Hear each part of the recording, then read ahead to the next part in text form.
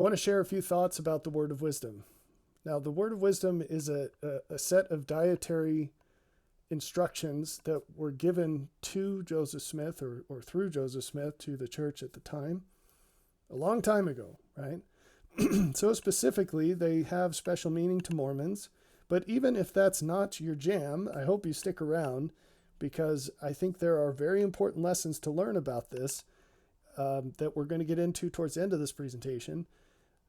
Applications specific to today, dealing with some of the machinations of evil people today in the food industry in particular, and what things you can do to take yourself out of that and therefore avoid the consequences that so many people are struggling with today that come from the food industry at large. Okay, so what was the word of wisdom for, and how would it be different today? That's what we're going to use as a vehicle to get to the point, which is what kinds of dietary changes can we make to be in a better place? So first off, I want to make the point that amongst the various branches of Mormonism, you're going to be hard-pressed to find even one person who lives the word of wisdom as recorded. There are multiple branches of Mormonism. The LDS Church is not the only facet of this jewel, which unfortunately is not so shiny these days, this jewel. But the movement that Joseph Smith founded, it's split into multiple churches. The LDS Church is the most numerous, but it's only one. But it doesn't matter which one you pick. If you read this Revelation, D&C 89, and you compare it to what they consider to be the word of wisdom, you're going to see huge differences. Huge differences. Every single branch completely ignores a couple of parts. And from there are differences in what those branches have added to the word of wisdom where it's not written, and of course, like I said, taken away.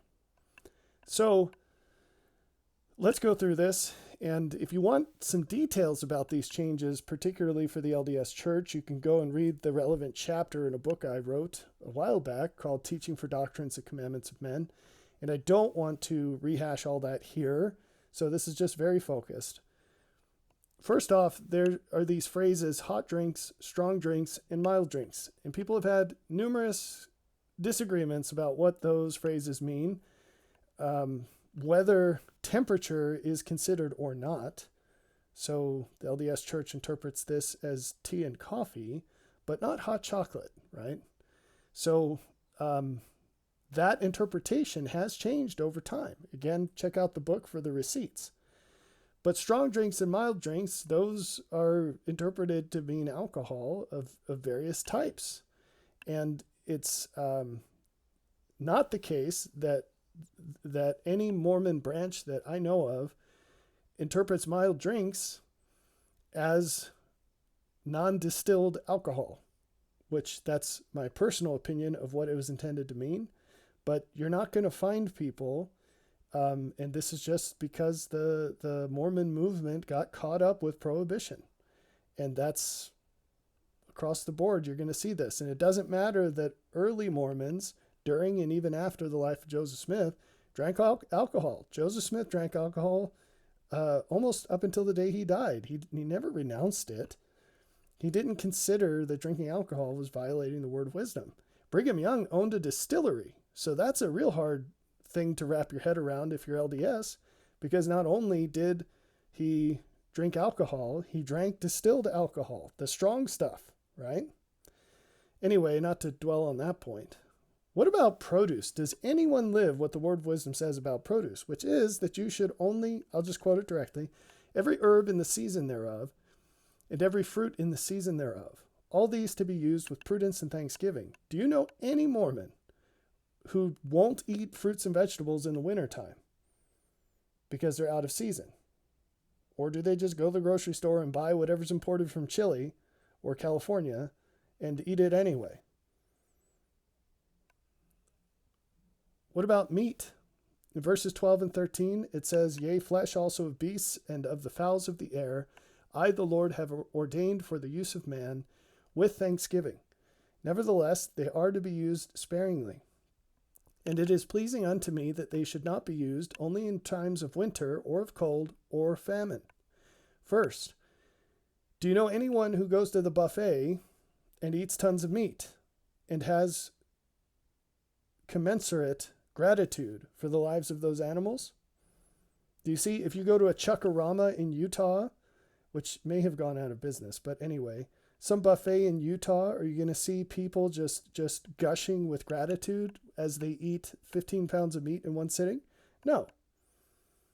If you go to a Mormon dinner on a Sunday night, are you going to see meat being used sparingly? No. You're going to see a pile of meat. Are you going to see meat only being used in times of winter or cold or famine? No. In fact, you will see that Mormon people are just as obese as anyone else, by and large. No pun intended. Okay? And they eat tons of meat. All right, moving on. Animal feed. That's probably one you hadn't thought of. Do you raise animals? Have you been exposed to this at all? If so, you understand that that meat that you're buying at the grocery store came from an animal that was probably fed corn almost exclusively, right? Some cow was on a feedlot eating corn, and that's okay as far as this verse says.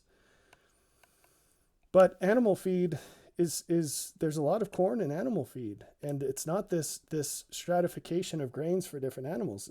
In verse 17, you see, nevertheless, wheat for man, and corn for the ox, and oats for the horse, and rye for the fowls, and for swine, and for all beasts of the field, and barley for all useful animals, and for mild drinks, as also other grain. Okay, so what pork do you buy at the store that was fed rye? The answer is 0. That those swine were fed corn. The modern commercial breeds require corn and soy based feed because nothing else will help them gain weight as fast as they're bred to. There are varieties of pig that will eat rye. I have some right now, actually, and they are eating rye in my field right this second. But this is not something that you will find anywhere else. This is not why I'm doing it, by the way, but it just so happens that, I guess, mark up one incidental obedience point for me because I accidentally am obeying this verse in that way. Okay, but again, wheat for man, and in another place it says it's supposed to be the staff of life for man. It's supposed to be the main source. However you want to interpret this. Is it caloric? Is it just the standby, like I've got wheat for when I can't get anything else? Who knows, but no one lives it is the point, right? All right, why am I making that point? So often in religion, we say we're living something, and we say, hey, this is what makes us different, and we're obeying this commandment, yada, yada, yada. But if you check the receipts, it has no connection to where you say it comes from. If you ask a Mormon, any flavor, it doesn't matter. Ask a Mormon, do you live the word of wisdom? And find one that says yes, and there are a lot. If you say, what is the word of wisdom? They'll give you a list. And then you say, where does that come from? They'll say D&C 89. Or whatever they number it as in their flavor of Mormonism. But if you look at the text, you will see that there are places where there's no connection between what it says and what they believe. You say, well, where did the changes come from? They say, I don't know, but this is what it is. That's not good. God blesses us for keeping his commandments, but he doesn't just give us a right to go willy-nilly and call whatever the heck we want his commandments. If your goal is to learn what he wants you to do, you need to have a clear path between what you're doing and when he said to do it, where he said to do it, and how he said to do it. It's very important, okay? Part of the disconnect here is that we've lost the whole purpose of why the word of wisdom exists. No one reads it and thinks about these questions. Why was it necessary? What was it meant to accomplish, and how? And so without that framework, you can shove anything you want into that or rip anything out that you want and say, yeah, it's still the word of wisdom. I mean, imagine calling something a car where the wheels have been taken off and replaced by tracks The engine's been ripped out and replaced with a flower pot. I mean, how many changes can you make and still have it be a car?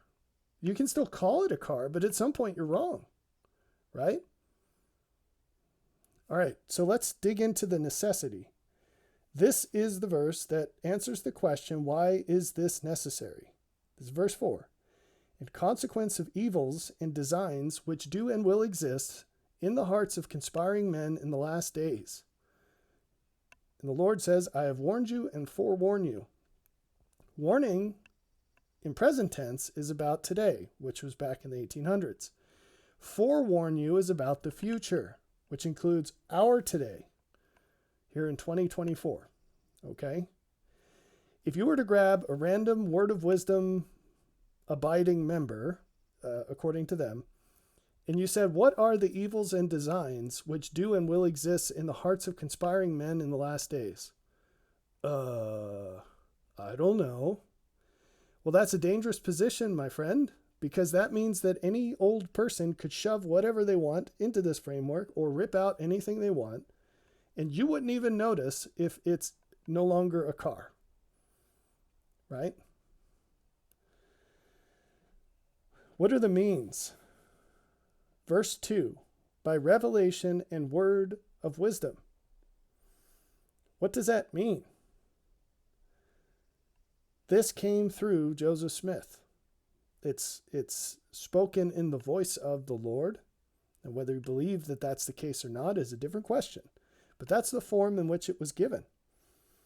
It's wisdom given from the Lord through man. Verse 3 says, adapted to the capacity of the weak and the weakest of all saints. In other words, from the outset, this is not given as an end-all, be-all. I will now tell you the specifics that shall never change throughout all time. It doesn't say that. It says, look, there are situations that are constantly changing in this world, but the general principle is there are some evil people, and they will try to do evil, and they're going to use the food supply to do it. And this is the case, and it will be the case. Therefore, I'm telling you some wisdom from heaven that's designed to work for everybody, especially the weak and weakest. Now, there's this phrase, lowest common denominator, right? Now, when we use this phrase in society, when we're talking about rules, you can guarantee that those rules will not be best suited to those who are not the weakest. But everyone's going to take a hit so that the lowest people on the chain can be the best off that they can be. In other words, it's going to help those that struggle the most. And it might occur at the cost of those who don't struggle so much, right? Now, let me ask you, just while we're here, do you think, let's say that our objective with health rules is to be healthy. Do all people struggle in the same ways to be healthy? No. And the people who have a less hard time with it probably don't have to operate by such stringent rules as the ones who do, right? So, surprise, if we want to make the rules around, if we want to spell out what the rules are for the weak and the weakest, they're going to be more constrained than they would be for others who don't need that help, right? Okay, so we shouldn't mistake specific rules given as the ideal or the full measure or anything else. And in fact, it specifically says later, we'll get to this, that this is given as a principle. It's meant to help us discover the general overarching higher level principle, right? And it's given to help people discover that. All this being said, one of my points here is it should be really freaking clear that if this revelation were given today, it would not contain the same words as it did back then. Hopefully, that's obvious, given what we've talked about. We'll come back to that. So what was the intent? I already referred to this, but in verse 2, showing forth the order and will of God in the temporal salvation of all saints in the last days. It's given to demonstrate a principle. It's not, they are rules, but they're not given as rules. They're not given as a commandment, it says. They're given to help you discover the principle. Principles are higher than rules. They're more general. Rules are, by definition, very specific. And there will be situations where the rules break, that the rules can't cover. So what is the principle? It's actually quite simple. You've probably never heard it put into words, but it's really simple. What you eat affects your physical, emotional, and spiritual capacity. Well, duh. However, do you live in recognition of that fact? Do you live that principle? You know, that's really nice. Let's ring the bell for all the people who don't drink coffee and think that they're somehow spiritually superior for that. And yet can't explain how that's connected at all, because newsflash, it's not. But in aggregate, what you eat, how much you eat, and when you eat it absolutely affects your physical, emotional, and spiritual capacity. But if you don't state that principle and orient your actions according to it, it's really easy to just rip out things that should obviously be part of living that principle and ignore them, and shove things that have absolutely nothing to do with it and might even work counter to it in its place. And that is exactly what has happened in the Mormon branches. It's a joke. It's a joke, and the leaders of those branches ought to be ashamed for how off the mark they are in this particular thing. There are a lot of other things too, but we're focusing on this one. If they were in any way who they say they are, they would know this and far more. But it's the blind leading the blind. Now I'm going to read to you verses 18 through 21, which goes into more details about the intent. And all saints who remember to keep and do these sayings, walking in obedience to the commandments, shall receive health in their navel and marrow to their bones, and shall find wisdom and great treasures of knowledge, even hidden treasures, and shall run and not be weary, and shall walk and not be faint. And I, the Lord, give unto them a promise that the destroying angel shall pass by them as the children of Israel and not slay them. Now, we could spend 2 to 3 hours dissecting those 4 verses, because there's imagery in here, scriptural imagery, that is not defined in this place. They're elements of language that are employed, idioms, scriptural idioms. For example, health in their navel and marrow in their bones. What does that mean? That actually means something. And it's not about your belly button or what's inside your bones. It's an idiom from Scripture. Hidden treasures, wisdom, great treasures of knowledge. Those are exactly what they sound like, but they're connected to many, many, many different ideas. To run and not be weary and walk and not faint. That's also a connection to other parts of the Scriptures. This destroying angel, it's an enormous topic. The idea of perishing in Hebrew, the diminishment of people, if that's a word. It's about decline, about decay. Decay is probably the closest English synonym. So a destroying angel is a messenger angel of destruction or decay, connecting it to the Hebrew word for perish, which is all over the Scriptures. It's all over the Old Testament, for example. And so what? It's a connection to. How can I describe this? If you had a skyscraper, every single window leads into that building, and there are a lot of windows. And the idea of the destroying angel, it's like a channel into the much broader topic of to perish. It's all the things that cause you to diminish and decay.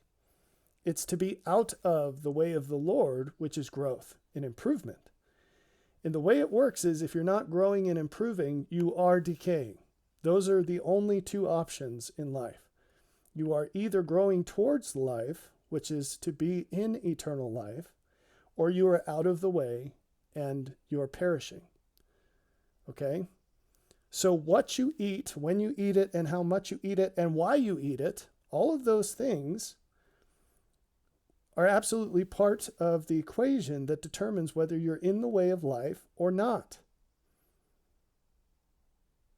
So much, much more could be said about that, but that's the intent.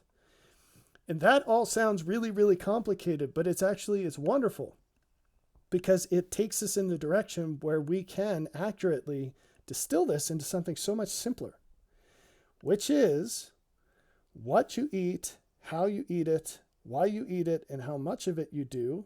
Did we say when? All of those things around what you eat.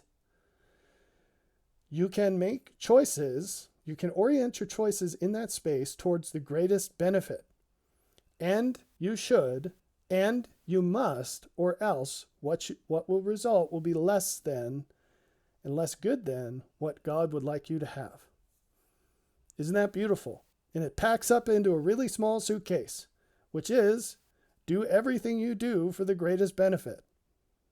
That's it. And by the way, eating is not excluded from that. Amazing, huh? So, what would it contain if it were revealed today instead of the 1800s? I'm not going to tell you. And the reason is because I promise you it would be beyond what you're willing to receive. Because you're willing to do so little as is. So I will leave it to your imagination, because that way you don't have to trust some random dude on the internet to be telling you, thus saith the Lord. It's your own conscience, your own understanding that's condemning you for living against it. But I will give you some tips. Here are some very clear indications that you're not living this principle.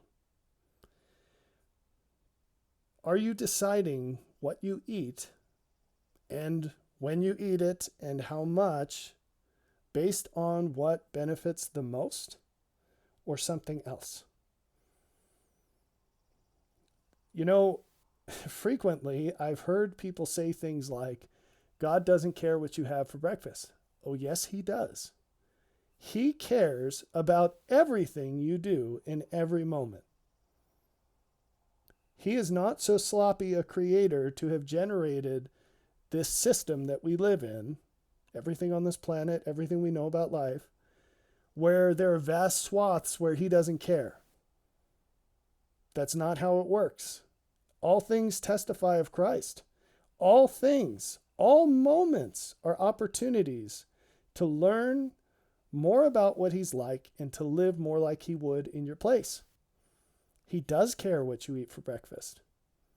And your challenge is to find out why and to build a model of how he would decide what to eat for breakfast, for lunch, and for dinner, and in between. And why? Because it matters. Are you living this principle if you're not thinking about the life and death of the animals you eat? I've met many people who will eat meat, but they won't kill animals with their own hands. I don't mean in some gruesome way. I mean, if the choice is catch the fish and gut it yourself or don't eat fish, they wouldn't eat fish. But they do eat fish. And that's a problem. God is not happy with those people for that reason. You should think about how the animals you eat live and die. Does this mean that you should never ever eat a chicken from the store because they live in a cage that's exactly the size of their body until they hit 8 weeks and they're butchered? And they never see daylight once during their lives? Or should you never eat chicken because they take a whole bunch of them and just grind them up because the males grow faster than the females, so they don't want to raise the female chicks, and statistically half of them are female? No. That doesn't mean that you just shouldn't ever eat chicken from the store. It means you better have a reason that justifies that. And if your reason is because it's the 4th of July and we're going to have a barbecue, that probably doesn't cut it. Okay? It's a sophisticated and personal decision. That's why you need to know the principle, because rules can't cover everyone's different situation. But you should be thinking about it, and you should know about it. You should know about how they butcher cows in commercial meat plants. You should look at the video. And if you're not okay with that, you should make changes in your life. It's not so much about removing things from your life as it is adding the meaning that is required to justify it. It's obviously it's a mix of both. But what I'm saying is, if you just look at a steak and you're like, who cares? This is meat. Oh, it's a little freezer burnt. I'm going to throw it away. There's a big difference between that and understanding the life and death of that animal and where it came from and being grateful for it. That's the principle. And then you can go from there and make choices differently. Like we'll get to that. There's one more slide after this. Are you living this principle if you're not moving towards independence from corporate food? As much as practical, okay? As much as practical. Practicality is going to differ from person to person for whatever their situation might be. But maybe it's a long-term journey. But the question is, are you making steps today? Real steps, not just saying one day I'm going to take steps, but real steps. We'll talk about that in a second. Corporate food it's bad news, okay? In general, it's bad news for many reasons. So I want to give you some baby steps here. So these are things that you can do to move towards alignment with this principle. The first thing is you can get a copy of my book called Joy on Purpose and read about what a life plan is and learn how to live your life more intentionally. And as you make your plan and live it, make sure that your eating habits are a part of your plan. The beauty of the system presented in that book is it covers all of life. There's not some part that's left out. And you're the boss, right? So you're the one that's empowered, but you look at everything and you decide what is best. And you move towards that. There aren't pockets of your life that are just sort of flapping in the wind. And that's how most people treat their eating habits. And it's not good. It does not please God to suspend your agency in random parts of life. Another first step is, if you are in the majority of the American populace, you are probably overweight. Most people are overweight today, most adults. That does not please God. Now again, everything is prioritized for the greatest benefit in His will. And maybe in your case, let's say that you're working graveyard shifts plus 8 hours in the day because you're supporting some widow with no legs who doesn't have any family, and you're the only one that can help her, and all these other things, and that's you're gaining weight because you're under these really constrained conditions, and it's still for the greatest good. And you look at your gut and you say, you know what? Okay, that's fine, because widow lady doesn't have legs and she needs somebody to take care of her. Okay? And there's no possible way I can do this without losing my mind except by carrying an extra 20 pounds. Cool. Okay, fine, whatever. Right? But there are a whole lot of people who are only overweight because they eat too much. And it's just more comfortable and easy to eat too much. That doesn't please God. You can very simply lose weight by implementing a regular program of fasting.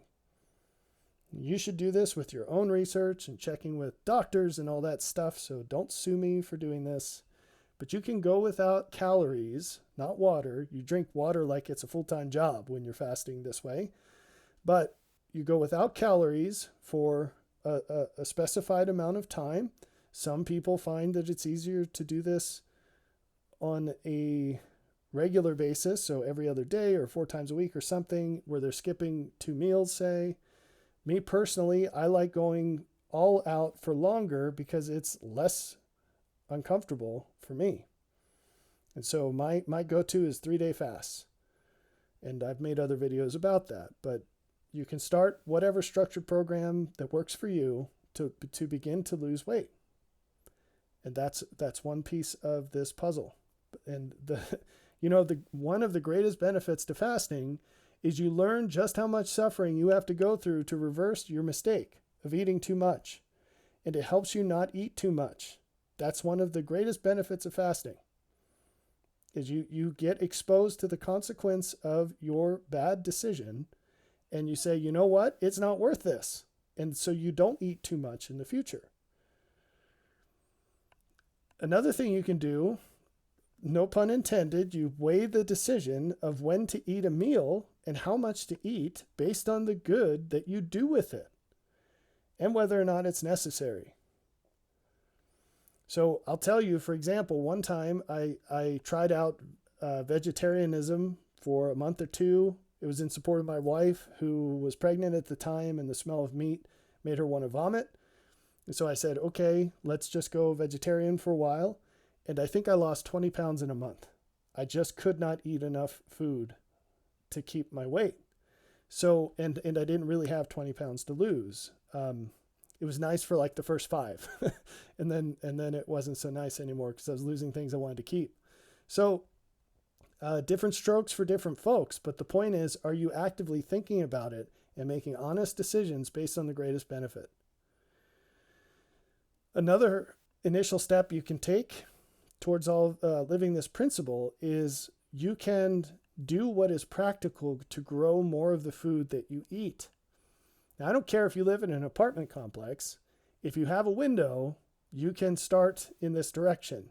There's a really interesting story I heard of a couple. I'm trying to think, I don't think they had kids at the time. And they lived in an apartment, and they decided that they wanted to grow some tomatoes on their balcony. And they got a bucket, and they started growing tomatoes in a bucket. And that just sort of grew and grew and grew, pun intended. And eventually they decided to move out of the city and buy a farm. So you never know what's going to happen with that. But the key is to be practical about it. You do it at a pace that makes sense for you. But you need to take the steps in that direction, right? If you live in a townhouse and you've got a postage stamp yard and it's allowable under the HOA, you always have to navigate those rules and adjust accordingly. But you could have a little tiny garden. And I know someone who's got very strict HOA rules, and they have a decent sized yard in a subdivision, but they're not allowed to dig up the grass and plant things. So he's got planting pots all around the perimeter of his fence, because as long as you can pick it up and move it, it isn't violating his HOA rules. And he's got all sorts of things growing in these buckets, right? He's got a whole garden. So you can move in that direction. This is part and parcel with the next piece of advice, which is try to reduce the amount of processed food that you eat. Now, am I saying you should never eat potato chips again? No. I'm saying think about why you eat them and ask yourself if that's the best way to get that result. And think about if there's something better you could be doing. And think about eating chips in terms of the good that it does, not just I'm brainlessly eating chips because they're on the shelf or in my cupboard, right? That's the difference. So if the reason you eat chips is because you crave salt, there's a much less expensive and healthier way of getting salt. It's called eating salt. Put salt on your other food, right? If that's what you're after.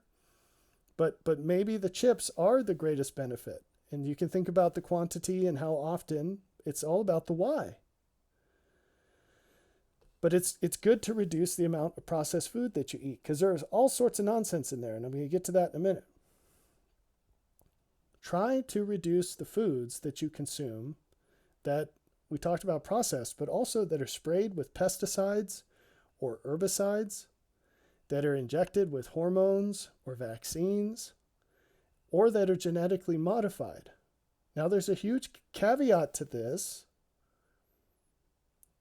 which is that none of these things, the fact that food's processed or it's pesticides were used on it, or herbicides or hormones or vaccines or genetically modified, none of that guarantees that it's bad. However, it is much more likely to exceed your ability to tell. Do you understand? if you are the world's expert on genetically modified food, maybe you can look and say, these things are worth it, these things are not. If you're just the normal person that goes to the grocery store and buys things, you probably don't have enough information to say. And what happens in a complex system, you've heard me say this before, the more complicated a system becomes, the less likely changes are to be positive. Do you see? So the anchor should be towards how things always have been, not to let's make changes and assume that they're going to work out for the best. So do what you can to stay away from all of that. Now, you have to be reasonable about this. I have an orchard with something like 100 fruit trees in it, mostly apple trees.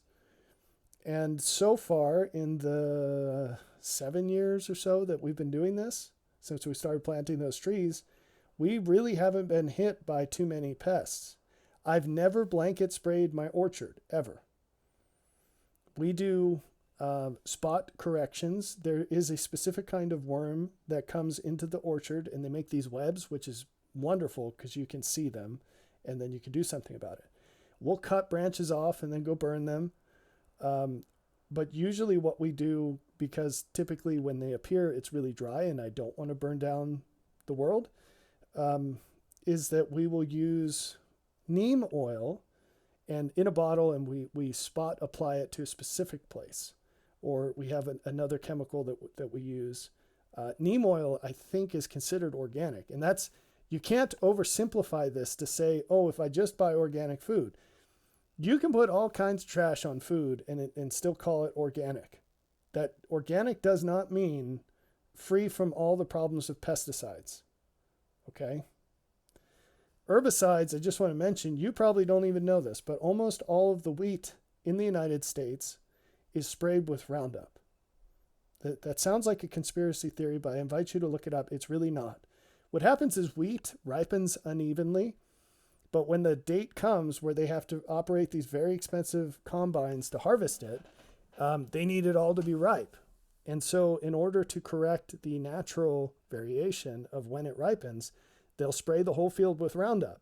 Because guess what Roundup does? It kills grass. And wheat is a grass. It's a grain.